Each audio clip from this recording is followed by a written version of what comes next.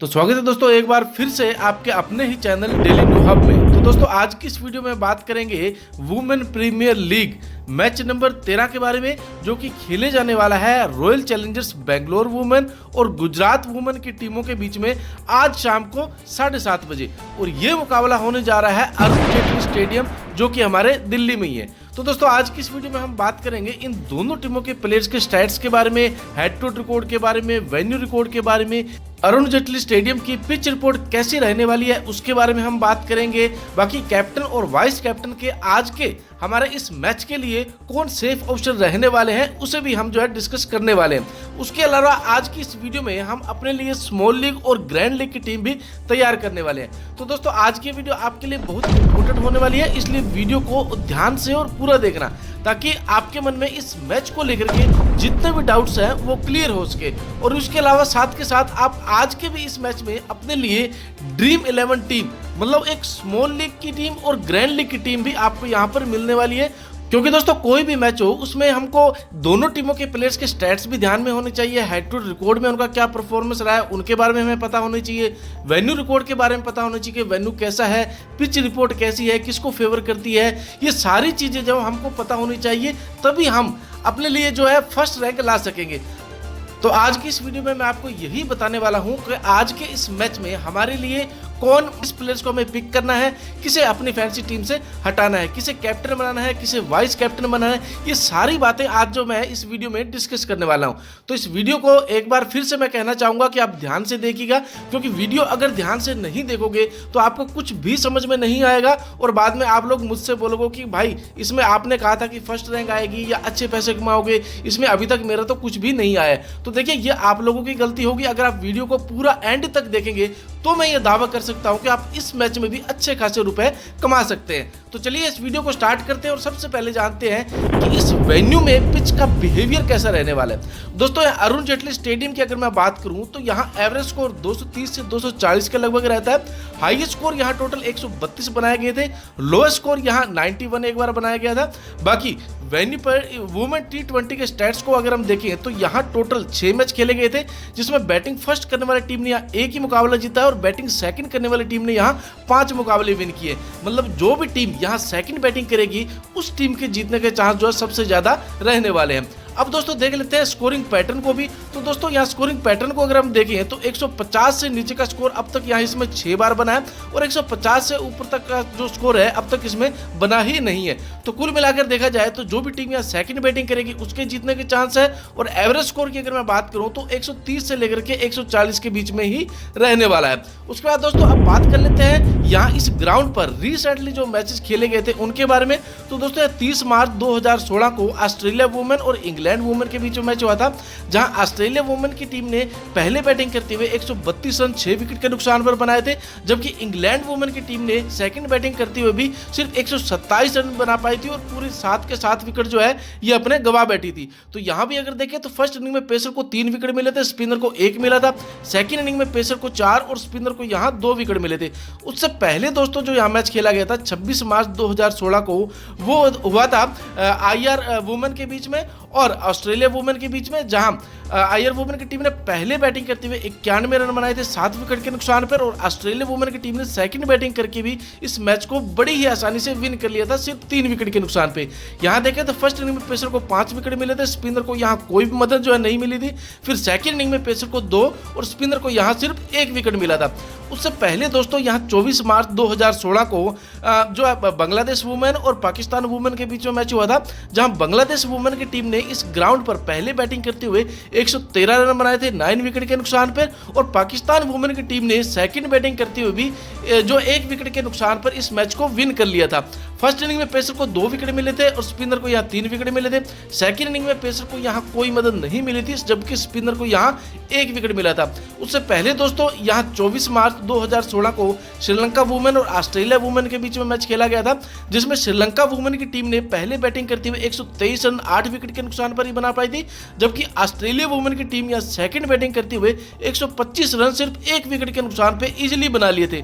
यहां भी देखिए तो फर्स्ट इनिंग में पेसर को 2, स्पिनर को 4 विकेट मिले थे। फिर सेकंड इनिंग में पेसर को कोई विकेट नहीं मिला, हालांकि स्पिनर को यहां 1 विकेट मिला था। तो कुल मिलाकर देखा जाए तो पेसर जो है फर्स्ट इनिंग और सेकंड इनिंग, हालांकि ज्यादातर फर्स्ट इनिंग में इंपॉर्टेंट है यहां अगर देखें तो, बाकी स्पिनर की अगर मैं बात करूं तो वो सिर्फ सेकंड इनिंग में इंपॉर्टेंट होगा फर्स्ट इनिंग के मुकाबले। तो यहां अगर कुल मिलाकर देखा जाए तो जो भी टीम पहले बैटिंग करेगी उसके जीतने के चांस सबसे ज्यादा रहने वाले हैं। और स्पिनर और पेसर की अगर मैं बात करूं तो यहां देखा जाए तो स्पिनर के मुकाबले पेसर ही आपको सबसे ज्यादा जो विकेट निकालते हुए दिखने वाले हैं, इस बात को भी आप लोग ध्यान में रखिएगा। बाकी दोस्तों, अगर आप लोगों ने अभी तक हमारे टेलीग्राम ग्रुप, जिसका लिंक आप लोगों को नीचे डिस्क्रिप्शन और कमेंट सेक्शन में अवेलेबल है, उसको अगर ज्वाइन नहीं किया है तो उसे भी पक्का से ज्वाइन कर लीजिएगा, क्योंकि लाइनअप आउट होने के बाद में अगर टीम में कोई बदलाव होते हैं, प्लेइंग 11 में कुछ चेंजेस होते हैं, पिच रिपोर्ट में कुछ नया बदलाव होता है, तो मैं आपको वहीं पर टेलीग्राम ग्रुप में बता दूंगा। उसके अलावा आपको यहां पर स्मॉल लीग और मेगा ग्रैंड लीग की टीम भी मिल जाती है विद कैप्टन और वाइस कैप्टन के साथ। तो टेलीग्राम ग्रुप को पक्का से ज्वाइन कर लीजिएगा। और अगर आपने अभी तक हमारे इस यूट्यूब के चैनल डेली न्यू हब को सब्सक्राइब नहीं किया है तो इसे भी सब्सक्राइब करके बेल नोटिफिकेशन को ऑल पर सेट कर लीजिएगा, ताकि इस तरह की मैं जो भी वीडियो बनाऊं वो सबसे पहले पहुंचे आपके पास। तो चलिए इस वीडियो को स्टार्ट करते हैं और अब जानते हैं कि इन दोनों टीमों के बीच हेड टू हेड रिकॉर्ड जो है क्या रहे थे। दोस्तों, इन दोनों टीमों के बीच हेड टू हेड रिकॉर्ड की अगर मैं बात करूं तो सिर्फ 3 मुकाबले खेले गए थे, जिसमें 2 मुकाबले रॉयल चैलेंजर्स बेंगलोर की टीम ने विन किए थे, जबकि सिर्फ एक ही मुकाबला गुजरात गैंग्स की टीम ने जो यहां विन किया था। बाकी अगर इनके पिछले लास्ट 5 मैच के रिकॉर्ड्स को भी देखें तो रॉयल चैलेंजर्स की टीम ने यहां 5 में से 3 मुकाबले विन करके आ रही है, और गुजरात टाइटंस की टीम जो है 5 में से अब तक इसमें एक भी मुकाबला विन नहीं किया है। तो यहां अगर स्ट्रॉन्ग टीम की मैं बात करूं तो यहां आपको रॉयल चैलेंजर्स बेंगलोर की टीम जो स्ट्रॉन्ग टीम रहने वाली है, इस बात को भी आप लोग ध्यान में रखिएगा। बाकी देखते हैं कि टॉस में क्या होता है, जो भी टीम, कौन सी टीम जो मतलब यहाँ पहले बैटिंग करती है, कौन सी टीम यहाँ पहले बॉलिंग करती है, सब कुछ उस पर ही डिपेंड करने वाला है। तो टेलीग्राम ग्रुप को जरूर ज्वाइन कर लेना, ताकि आपको वहां पर जो थोड़ी बहुत जो अपडेट हो वो आपको वहां पर मिलती रहे। उसके बाद दोस्तों हम बात कर लेते हैं सबसे पहले इन दोनों टीमों की पॉसिबल प्लेइंग 11 के बारे में। और सबसे पहले हम जानते हैं कि आरसीबी वुमेन की जो प्लेइंग 11 है वो क्या रहने वाली है और उनकी रीसेंट फॉर्म जो है क्या रही है। तो दोस्तों, आरसीबी अगर वुमेन की प्लेइंग 11 की मैं बात करूं तो यहाँ स्मृति मंदाना और सोफी डिवाइन आपको जो यहाँ ओपनिंग करते हुए दिखने वाले हैं। स्मृति मंदाना की अगर मैं बात करूं तो सिलेक्शन परसेंट हालांकि इनका काफी हाई है, बाकी रीसेंट फॉर्म को देखें तो 13, 43, 74, 9 और लास्ट में आपने देखा होगा कि 80 रन की उन्होंने जबरदस्त पारी खेली थी, और उसमें ये कैप्टन और वाइस कैप्टन भी रही थी। तो ये आपके लिए काफी इंपॉर्टेंट प्लेयर होंगी, आप इन्हें इस बार अपनी फैंसी टीम में ट्राई कर सकते हैं। उसके बाद दोस्तों, सोफी की अगर मैं बात करूं रीसेंट फॉर्म को देखें तो 6 रन विकेट लेस, उसके बाद में 23 रन प्लस यहाँ 2 विकेट, फिर 9 रन प्लस 1 विकेट, फिर 2 रन प्लस 2 विकेट। मतलब ये भी आपको बैटिंग और बॉलिंग दोनों से अच्छे खासे पॉइंट दिला सकती है। तो उस केस में ये भी आपके लिए एक कैप्टन और वाइस कैप्टन की जो है अच्छी विकल्प हो सकती है।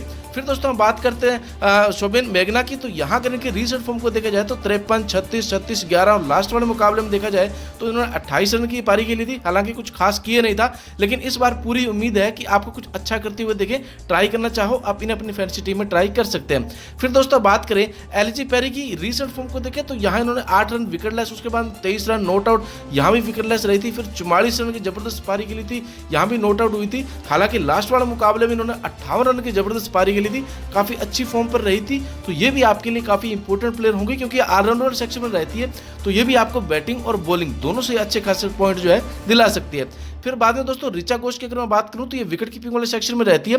हालांकि पिछले मुकाबले में देखा जाए तो इन्होंने सिर्फ 21 रन की जबरदस्त पारी खेली थी, उससे पहले उन्होंने 7, 19 और देखा जाए तो एक बार इन्होंने 62 रन की भी पारी खेल रखी है, काफी अच्छी फॉर्म में चल रही है। आप इन्हें भी अपनी फैंसी टीम में इस बार ट्राई कर सकते हैं। उसके बाद दोस्तों जॉर्जिया वार्नर की अगर मैं बात करूं रीसेंट फॉर्म को देखें तो 1 विकेट, फिर जो 6 रन बनाए थे प्लस यहाँ विकेट लेस रही थी, उसके बाद में 27 रन प्लस 1 विकेट। हालांकि लास्ट वाले मुकाबले में इनको 2 विकेट मिली थी, लेकिन हो सकता है इस बार कुछ अच्छा करते हुए ना दिखे, ड्रॉप करना चाहो आप इन्हें इस बार अपनी फैंसी टीम से ड्रॉप भी कर सकते हैं। फिर दोस्तों हम सोनी मोनिलिक्स की अगर मैं बात करें तो यहाँ के रीसेट फॉर्म को देखा जाए तो 9 रन प्लस 1 विकेट, फिर 3 विकेट, फिर 0, 12 रन यहाँ विकेटलेस रही थी। हालांकि लास्ट वाले मुकाबले में इनको 2 विकेट मिली थी, तो काफ़ी इंपॉर्टेंट प्लेयर होगी। ये भी आपके लिए कैप्टन और वाइस कैप्टन की सेफ ऑप्शन हो सकती है, तो इन्हें भी आप जो है अपनी फैंटेसी टीम में इस बार ट्राई कर सकते हैं। सिलेक्शन परसेंटेज की अगर मैं बात करूँ तो 72% है। उसके बाद दोस्तों यहाँ एकता बिस्तर की अगर मैं बात करूँ तो इनकी रीसेंट फॉर्म को देखा जाए तो यहाँ ना 43 रन की जबरदस्त पारी खेली थी एक बार, प्लस यहाँ इनको 1 विकेट भी मिली थी। फिर उन्होंने 25 रन की पारी खेली थी, हालांकि यहाँ ये विकेटलेस ही रही थी। और लास्ट के अगर दोनों मुकाबले में देखा जाए तो इन्होंने कुछ खास किया नहीं था। ड्रॉप करना चाहो आप इन्हें इस बार अपनी फैंटेसी टीम से जो है इनको ड्रॉप भी कर सकते हैं। उसके बाद दोस्तों बात करें सिमरन बहादुर की, इनकी अगर रीसेंट फॉर्म को देखा जाए तो हालांकि जो लास्ट वाला मुकाबला होता इनमें जो इनकी बैटिंग ही नहीं आई थी, उससे पहले अगर देखा जाए तो इन्होंने भी कुछ खास किया नहीं है। तो ड्रॉप करना चाहो आप इनको भी अपनी फैंटेसी टीम से ड्रॉप भी कर सकते हैं। फिर दोस्तों शोभाना आयशा की अगर मैं बात करूं, इनकी अगर रीसेंट फॉर्म को देखा जाए तो यहाँ इनको एक बार 5 विकेट मिली थी। हालांकि लास्ट वाले मुकाबले में इनको 2 विकेट मिली थी, उससे पहले जो 3 मुकाबले हुए थे उनमें इन्होंने कुछ खास किया नहीं था। तो हो सकता है आपके लिए इंपॉर्टेंट प्लेयर हो, ट्राई करना चाहो आप इन्हें भी अपनी फैंटेसी टीम में इस बार ट्राई कर सकते हैं। फिर दोस्तों रेणुका सिंह ठाकुर की अगर मैं बात करूं, इनकी अगर रीसेंट फॉर्म को देखा जाए तो हालांकि लास्ट के तीनों ही मुकाबलों में ये फ्लॉप हुई थी, लेकिन एक बार यहाँ इनको 2 विकेट भी मिली है। लेकिन हो सकता है इस बार आपको 1 से 2 विकेट निकालते हुए दिखे, काफी ज्यादा हाई चांस है, तो आप इन्हें अपनी फैंटेसी टीम में इस बार ट्राई जरूर करना। बाकी दोस्तों इन प्लेयर्स के अगर हेड टू रिकॉर्ड और वेन्यू रिकॉर्ड की अगर मैं बात करूं तो स्मृति मंदाना की अगर मैं बात करूं तो हेड टू के 3 मुकाबलों में 98 रन बनाए थे, 32 की एवरेज है। वेन्यू पर 1 मुकाबला खेला था जहां कुछ खास किया नहीं था। तो स्मृति मंदाना इंपॉर्टेंट प्लेयर होंगी, वैसे आप इन्हें अपनी फैंटेसी टीम में इस बार ट्राई कर सकते हैं। सोफी डिवाइन की अगर मैं बात करूं तो हेड टू के 3 मुकाबलों में 171 रन की पारी खेली है। देखा जाए तो 57 की एवरेज है, जहां इनको 1 विकेट भी मिली है। वेन्यू पर देखा जाए तो 1 मुकाबला खेला था जहां इन्होंने कुछ खास किया नहीं था। उसके बाद दोस्तों सोफी डिवाइन की अगर मैं बात करूं तो हेड टू के 3 मुकाबले में 171 रन बनाए थे, बाकी एवरेज 57 का है। एक यहाँ इनको विकेट भी मिली थी। वेन्यू पर इन्होंने कुछ खास किया नहीं था, हालांकि एक ही मुकाबला खेला था, इनको कोई विकेट नहीं मिली थी। बाकी बात करें शोभिनी मेघना की, यहाँ अगर देखा जाए तो हेड टू का 1 ही मुकाबला खेला था, 36 रन बनाए थे, कुछ खास नहीं है, ठीक ठाक फॉर्म में। ट्राई करना चाहो आप इन्हें अपनी फैंटेसी टीम में इस बार ट्राई कर सकते हैं। फिर दोस्तों बात करें एलिसा पेरी की, हालांकि ऑलराउंडर सेक्शन में रहेंगी तो आपको बैटिंग और बॉलिंग दोनों से अच्छे खासे पॉइंट दिला सकती है। बाकी हेड टू के इन्होंने भी 3 मुकाबले खेले थे, 74 रन है, ठीक ठाक फॉर्म में है। वेन्यू पर भी 3 मुकाबले खेले थे, 39 रन बनाए थे, जहां इनको 1 विकेट भी मिली है, तो इंपॉर्टेंट प्लेयर होगी। बाकी ऋचा कोश की अगर मैं बात करूं तो हेड टू के 3 मुकाबलों में 10 रन की पारी के लिए कुछ खास नहीं है, और ड्रॉप करना चाहो तो आप इन्हें अपनी फैंटेसी टीम से इस बार ड्रॉप भी कर सकते हैं। बाकी जॉर्जिया वोरम की अगर मैं बात करूं तो हेड टू के 1 मुकाबले में यहाँ इनको 1 विकेट मिली थी। वेन्यू पर रिकॉर्ड है नहीं, बाकी ठीक ठाक फॉर्म में, ट्राई करना चाहो आप कर सकते हो। उसके बाद में दोस्तों सोफिया मोनिलिक्स की अगर मैं बात करूं तो हेड टू के 1 मुकाबले में यहाँ इनको 3 विकेट मिली है, काफी इंपॉर्टेंट प्लेयर होगी। बाकी एकता बिस्त की अगर मैं बात करूं तो यहाँ हेड टू रिकॉर्ड है नहीं, वेन्यू रिकॉर्ड भी नहीं है, बाकी ठीक ठाक फॉर्म में है। ड्रॉप करना चाहो आप कर सकते हो, बाकी मैं कहूँगा इस बार जो आप इन्हें जो है ड्रॉप करके ही चलना। उसके बाद दोस्तों सिमरन बहादुर की अगर मैं बात करूं तो इन्होंने हेड टू के 1 मुकाबले में कुछ खास किया नहीं था, बैटिंग नहीं आई थी, वेन्यू पर भी कोई रिकॉर्ड नहीं है, ट्राई करना चाहो कर सकते हो। उसके बाद दोस्तों बात करें शोभाना आयशा की, यहाँ अगर देखा जाए तो हेड टू के 2 मुकाबले में यहाँ इन्होंने भी कुछ खास किए नहीं था। उसके बाद में रेणुका सिंह की अगर मैं बात करूं तो हेड टू के इन्होंने भी 2 मुकाबले में यहाँ इनको 3 विकेट मिली है, काफी अच्छी फॉर्म में चल रही है। ये आपके लिए अच्छा विकल्प हो सकती है इस बार कैप्टन और वाइस कैप्टन की भी, तो ये आपके लिए इंपॉर्टेंट प्लेयर होंगी, आप इन्हें इस बार अपनी फैंटेसी टीम में ट्राई कर सकते हैं। फिर दोस्तों आप बात कर लेते हैं गुजरात वुमेन की प्लेइंग 11 के बारे में और उनकी रीसेंट फॉर्म के बारे में। गुजरात वुमेन से दोस्तों अगर बेथ मोनली की अगर मैं बात करूं, रीसेंट फॉर्म को देखें तो 78, 28, 8, हालांकि लास्ट वाले मुकाबले में कुछ खास किए नहीं था, 12 रन की पारी खेली थी। बाकी लोरा वोलवेट की अगर मैं बात करूं तो इनकी अगर रीसेंट फॉर्म को देखें तो हालांकि जो लास्ट वाला मुकाबला होता इनमें उन्होंने जो कुछ खास किए नहीं था, उससे पहले उन्होंने 28 रन की पारी खेली थी, ठीक ठाक फॉर्म में, ट्राई करना चाहो कर सकते हो। बाकी बात करें फोबी लिचफील्ड की, तो यहाँ अगर इनके रीसेंट फॉर्म को देखा जाए तो 4, 7, 5, 35 और लास्ट वाले मुकाबले में 15 रन की पारी खेली थी। हो सकता है इस वाले मैच में आपको 25 से 30 रन बनाते हुए दिखे, ट्राई करना चाहो आप अपनी जो फैंटेसी टीम में इन्हें भी ट्राई कर सकते हैं। फिर दोस्तों वेदा कृष्णमूर्ति की अगर मैं बात करूँ तो यहाँ अगर इनकी रीसेंट फॉर्म को देखा जाए तो 6 रन, हालांकि लास्ट वाले मुकाबले इन्होंने जो 12 रन की पारी खेली थी कुछ खास किया नहीं था, उससे पहले देखा जाए तो इन्होंने 9 रन की पारी खेली थी, ठीक ठाक फॉर्म में, ट्राई करना चाहो कर सकते हो। बाकी ड्रॉप करना चाहो आप इन्हें भी इस बार अपनी फैंटेसी टीम से ड्रॉप भी कर सकते हो।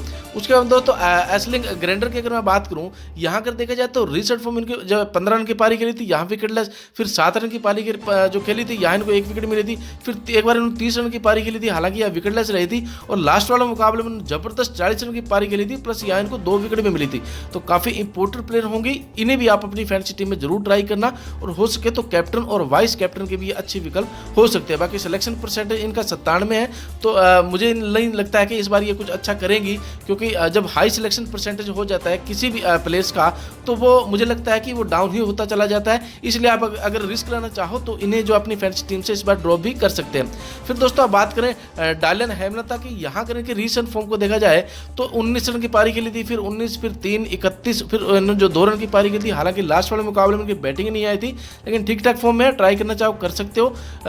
हालांकि हो सकता है कि इस बार ये कुछ अच्छा करते हुए दिखे, तो आप इस बार जो अपनी फैंटेसी टीम में इन्हें ट्राई कर सकते हैं। फिर दोस्तों कैटरिना अगर बेर्सी की अगर मैं बात करूं तो यहाँ अगर इनके रीसेंट फॉर्म को देखा जाए तो 25 रन प्लस 1 विकेट, फिर 3 रन, फिर 5 रन प्लस 1 विकेट। हालांकि लास्ट वाले मुकाबले में इन्होंने भी कुछ खास किए नहीं था, लेकिन हो सकता है इस वाले मैच में आपको 1 से 2 विकेट निकालते हुए और 20 से 25 रन बनाते हुए इजीली दिख जाए, तो ये भी आपके लिए काफी इंपॉर्टेंट प्लेयर होंगी। आप इन्हें भी जो अपनी फैंटेसी टीम में इस बार ट्राई कर सकते हैं। फिर दोस्तों तारानुम की अगर मैं बात करूं, यहाँ अगर इनके रीसेंट फॉर्म को देखा जाए तो 52 रन की पारी खेली थी, प्लस यहाँ इनको 2 विकेट भी मिली थी, फिर 3 विकेट, 0, फिर 1 विकेट। हालांकि लास्ट वाले मुकाबले में फ्लॉप हुई थी, 9 रन की पारी खेली थी, विकेटलेस रही थी, कुछ खास किए नहीं था, लेकिन इस बार आपको कुछ अच्छा करते हुए दिख सकते हैं, तो आप इन्हें भी अपनी फैंटेसी टीम में इस बार जरूर ट्राई करना, और हो सके तो इन्हें इस बार जो आप अपनी फैंटेसी टीम में कैप्टन या वाइस कैप्टन भी ट्राई कर सकते हैं। उसके बाद दोस्तों बात करें तनुजा कन्वर की, यहाँ अगर इनकी रीसेंट फॉर्म को देखा जाए तो 37 रन की पारी खेली थी एक बार इन्होंने, प्लस यहाँ जो विकेटलेस रही थी, उसके बाद में 28 रन प्लस इनको 2 विकेट, फिर 1 विकेट, उसके बाद में फिर 2 विकेट मिली, फिर 13 रन बनाए थे, प्लस यहाँ इनको 1 विकेट मिली थी जो लास्ट वाला मुकाबला हुआ था उसमें। तो काफी इंपॉर्टेंट प्लेयर होगी तनुजा कन्वर, तो आपके लिए ये भी कैप्टन और वाइस कैप्टन की सेफ ऑप्शन हो सकती है, तो इन्हें भी जो आप अपनी फैंटेसी टीम में इस बार जरूर ट्राई करना। बाकी बात करें मन्नत कश्यप की, यहाँ अगर इनकी रीसेंट फॉर्म को देखा जाए तो हालांकि लास्ट वाले मुकाबले इनको 1 विकेट मिली थी, कभी इनको विकेट मिलती है कभी नहीं मिलती है, तो इस बार लग रहा है कि ये शायद विकेटलेस ही रहे। ड्रॉप करना चाहो आप इन्हें भी अपनी फैंटेसी टीम से इस बार ड्रॉप कर सकते हैं। उसके बाद दोस्तों मेघना सिंह की अगर मैं बात करूं, रीसेंट फॉर्म को देखा तो लास्ट वाले मुकाबले में आपने देखा होगा कि इनको जो 4 विकेट मिली थी, और उससे पहले भी देखा जाए तो इनको 1 विकेट मिली थी। तो हालांकि उससे पहले हम देखें तो इन्होंने कुछ खास परफॉर्मेंस नहीं दी थी, लेकिन अब ये काफी अच्छी फॉर्म में चल रही है, तो आपको इस बार 1 से 2 विकेट निकालते हुए इस बार भी दिख सकती है, तो ये भी आपके लिए काफी इंपॉर्टेंट प्लेयर होंगी। आप इन्हें भी अपनी फैंटेसी टीम में इस बार जो है ट्राई कर सकते हैं। फिर दोस्तों हम बात कर लेते हैं यहाँ इन प्लेयर्स के हेड टू रिकॉर्ड और वेन्यू रिकॉर्ड के बारे में। तो दोस्तों यहाँ बेथ मोनली की अगर मैं बात करूँ, यहाँ का देखा जाए तो हेड टू के एक मुकाबले में 8 ही रन बनाए थे, कुछ खास नहीं है। बाकी वेन्यू पर भी इन्होंने 3 मुकाबले खेले थे जहाँ इन्होंने कुछ खास किए नहीं था। ड्रॉप करना चाहो आप इन्हें इस बार जो अपनी फैंटेसी टीम से ड्रॉप भी कर सकते हैं। उसके बाद दोस्तों लारा वोल्वेट की अगर मैं बात करूँ तो हेड टू की एक मुकाबले में 68 रन की पारी के लिए वेन्यू पर कोई रिकॉर्ड जो है नहीं, बाकी काफी अच्छी फॉर्म में चल रही है, आप इन्हें भी अपनी फैंटेसी टीम में इस बार ट्राई कर सकते हैं। उसके बाद दोस्तों फॉबी लिचफील्ड की अगर मैं बात करूँ तो देखा जाए तो हेड टू के एक मुकाबले में जो इन्होंने 5 रन बनाए थे, कुछ खास किए नहीं था। ड्रॉप करना चाहो ड्रॉप कर सकते हो। उसके बाद दोस्तों वेदा कृष्णमूर्ति की अगर मैं बात करूं तो हेड टू का इन्होंने भी एक ही मुकाबला खेला था, 9 रन बनाए थे, कुछ खास नहीं है। बाकी वेन्यू पर एक मुकाबला खेला था जहां इन्होंने 24 रन की जबरदस्त पारी खेली थी। तो वेन्यू पर रिकॉर्ड अच्छा है, हेड टू रिकॉर्ड खराब है, तो उसी केस में आपके जो ये इंपॉर्टेंट प्लेयर होंगे आप इन्हें भी जो अपनी फैंटेसी टीम में इस बार ट्राई कर सकते हैं। उसके बाद दोस्तों एशली गार्डनर की अगर मैं बात करूं तो हेड टू के 3 मुकाबले में 67 रन बनाए थे, 4 यहाँ इनको विकेट भी मिली है, तो हेड टू रिकॉर्ड काफी अच्छा है। आप ये भी आपके लिए कैप्टन और वाइस कैप्टन की सेफ ऑप्शन हो सकती है, मैंने आपको बताया तो इंपॉर्टेंट प्लेयर होगी। बाकी यहाँ बात करें डायलन हेमलता की, यहाँ अगर देखा जाए तो हेड टू के 3 मुकाबलों में 63 रन की पारी के लिए, बाकी वेन्यू पर रिकॉर्ड है नहीं, काफी अच्छी प्लेयर्स है, काफी अच्छी फॉर्म में भी चल रही है। ट्राई करना चाहो आप इन्हें अपनी फैंटेसी टीम में ट्राई कर सकते हैं। उसके बाद दोस्तों कैटरिना बेर्सी की अगर मैं बात करूँ तो यहाँ हेड टू के एक मुकाबले 3 रन बनाए थे, कुछ खास नहीं है। ड्रॉप करना चाहो ड्रॉप भी कर सकते हैं। उसके बाद दोस्तों तरनुम के अगर पठान की अगर मैं बात करूं तो हेड टू रिकॉर्ड है नहीं, वेन्यू रिकॉर्ड है नहीं, ड्रॉप करना चाहो ड्रॉप कर सकते हो। बाकी तनुजा कन्वर की अगर मैं बात करूं तो इन्होंने हेड टू के 3 मुकाबले में यहाँ इनको 1 विकेट मिली है, कुछ खास नहीं है। फिर दोस्तों मन्नत कश्यप की अगर मैं बात करूं तो हेड टू इनका कोई रिकॉर्ड नहीं है, वेन्यू पर कोई रिकॉर्ड नहीं है, लेकिन ठीक ठाक फॉर्म में ड्रॉप करना चाहो कर सकते हो। बाकी रिस्क लेना चाहो आप इन्हें जो अपनी फैंटेसी टीम में ट्राई भी कर सकते हैं। उसके दोस्तों मेघना सिंह की अगर मैं बात करूं तो यहाँ देखा जाए तो हेड टू रिकॉर्ड और वेन्यू रिकॉर्ड दोनों ही खराब है, लेकिन अगर आप रिस्क लेना चाहो तो इस बार आप इन्हें अपनी फैंटेसी टीम में ट्राई कर सकते हैं, क्योंकि मुझे ऐसा लग रहा है कि इस बार ये आपको 1 से 2 विकेट निकालते हुए इजीली दिखने वाली है। तो दोस्तों आज की इस वीडियो में मैंने आपको सभी प्लेयर्स के पिछले रिकॉर्ड्स के बारे में, head to record, venue record और पिच रिपोर्ट के बारे में बता दिया है। लेकिन फिर भी अगर आप मेरी टीम का इंतजार कर रहे हैं तो इंतजार हुआ खत्म। और दोस्तों अब सब कुछ एनालिसिस करने के बाद अभी के लिए जो मेरी टीम है बनकर के तैयार है और आपके सामने है। दोस्तों इस टीम में मैंने विकेट कीपर सेक्शन में बेथ मोनी और रिचा घोष को लिया है। फिर बैटिंग वाले सेक्शन में स्मृति मंदाना, फॉबे लिचफील्ड और शबानी मेघना को लिया है। फिर ऑलराउंडर सेक्शन में Ellyse Perry, Sophie Devine, Ashleigh Gardner को लिया है। उसके बाद में जो है बॉलिंग वाले सेक्शन में मैंने जॉर्जिया वोरहम, तनुजा कंवर और मेघना सिंह को लिया है। दोस्तों इस टीम में आप जो है एलिसा पेरी को इस बार वाइस कैप्टन और उसके अलावा एशली गार्डनर को आप जो है इस बार कैप्टन रखना। बाकी दोस्तों फाइनली लाइनअप आउट होने के बाद में अगर इस टीम में कोई बदलाव करने पड़े तो मैं आपको मैच शुरू होने से लगभग 15 से 20 मिनट पहले ही अपने टेलीग्राम ग्रुप में बता दूंगा और फाइनल अपडेट भी आपको यहीं पर देने वाला हूं।